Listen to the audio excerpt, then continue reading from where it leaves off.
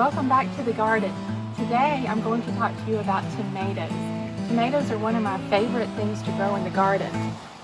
There are all kinds of tomatoes to grow. So we talked about this extremely tall plant the other day.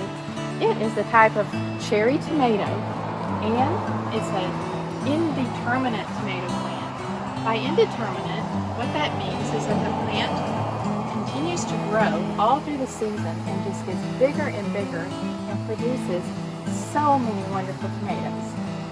Contrasted to the indeterminate tomato plant would be a determinate tomato plant. This is a Marglow tomato plant. So by determinate, we mean that the plant only produces its fruit for a few weeks during the hot summer months, and then it tends to die out.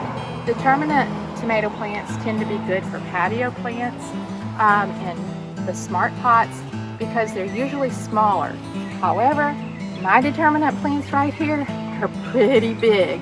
So I'm glad that I put a lot of these into the larger raised beds. We have more Marglobes here, and pretty much wrapping around the perimeter of the garden are Marglobes. The reason is just because I planted a lot of Marglobe seeds back in February and didn't really think ahead of time on what I was doing too much on the types of tomatoes. So come on down here and I'll show you another variety of a tomato plant. Here we have the Golden Jubilee. So the Golden Jubilee is a little bit bigger than your normal red tomatoes, and it's an orangey yellow color and will be a little bit less acidic. So if you don't like the acidity in a normal red tomato, this might be a good tomato for you. So there are lots of kinds of tomatoes. We can take you over to the patio now and I'll show you even some different varieties. Okay, back to the patio. Over here we have lots of little tiny Tim tomato plants. These tomato plants only get to be about 2 feet tall, and they are determinate. So as you can see here at the very end of July in hot Alabama, the leaves are starting to show signs of, I think it's about the end of its life. But look at all the tomatoes that are still being produced. Great plant for the patio. You can put it in a little pot.